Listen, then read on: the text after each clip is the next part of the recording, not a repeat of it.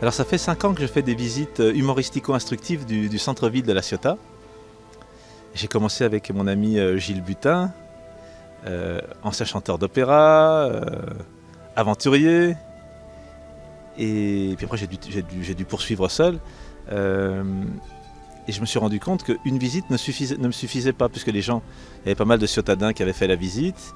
Je ne pouvais pas la renouveler énormément. Donc je me suis dit, il faut faire une deuxième visite. Alors, quelle deuxième visite Pourquoi pas celle du parc du Mugel? Donc je suis allé voir l'Atelier Bleu et j'ai eu un accueil merveilleux, vraiment un accueil direct de la part de la directrice Marion, qui m'a dit, mais ça peut se préparer. Donc j'ai rencontré des anciennes de l'Atelier Bleu, des pionnières je pense, hein, qui m'ont parlé de la géologie, de la botanique, un peu de l'histoire. Et j'ai beaucoup travaillé aussi avec Clélia Echen, qui était en service civique à l'époque et qui m'a fourni beaucoup de documents. Et ça m'a fait gagner des mois de travail en fait. Donc je les remercie encore chaleureusement.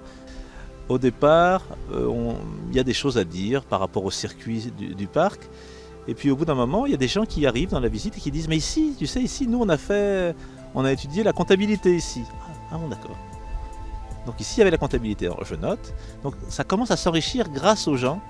Les gens, je trouve, sont assez contents parce que le système qui consiste à mélanger les histoires, les blagues, les chansons, faire participer les gens en lisant des extraits de journaux ou de lettres, de témoignages de l'époque, ça donne quelque chose de très vivant et qui donc peut permettre aussi à des gens qui n'ont pas l'habitude, qui n'aiment pas les visites classiques en fait, hein, avec les guides officiels, d'y trouver leur compte. Moi je pense que c'est une bonne formule alternative. On apprend des choses et en même temps on s'amuse, on se détend. Donc je pense qu'il y a quelque chose d'intéressant là-dedans. Je pense quand même que la plus belle histoire, c'est l'histoire d'amour des deux frères Geoffrey, qui épousent les deux sœurs Bourgogne, qui les épousent à minuit parce qu'une des familles est en deuil. Ça nous rappelle une époque de grande moralité, vraiment, au moins dans les apparences. Après, je ne me fais aucune illusion sur la moralité bourgeoise en général. Et puis ensuite, ils construisent 2 chalets identiques. En plus, chaque famille a eu le même nombre d'enfants, 5 enfants. Et au milieu, ils construisent un espace commun où ils peuvent partager les repas, en fait, et puis les divertissements. Et c'est ça qui donne la Bastide actuelle de l'Atelier Bleu. Moi, je trouve ça génial, que ce soit l'amour et une certaine symétrie qui soit à l'origine du lieu devant lequel on discute actuellement.